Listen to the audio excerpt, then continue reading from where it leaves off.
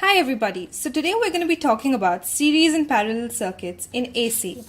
To know what series and parallel circuits in AC are, we need to first get familiar with DC and AC current. DC current, which is direct current, does not change with respect to time, whereas AC current, also known as alternating current, changes with respect to time. So here, since we have alternating current, we use vectors and not scalars. R represents the magnitude and the theta represents the direction. This is actually the polar form, so we can actually convert it to the rectangular form using these formulas. R is equal to this equation and theta is equal to the tan inverse of B over A. We have three important elements in any circuit: resistor, inductors, and capacitors. This is the polar representation of ZR, ZL, and ZC. And here we have the rectangular representation. For inductors and capacitors, we use impedance and not resistance, whereas for resistors, obviously we use resistance.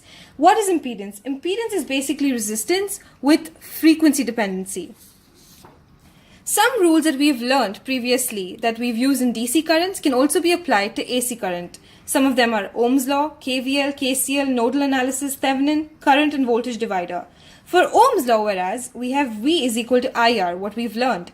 But here, we use V is equal to IZ, where Z is the impedance.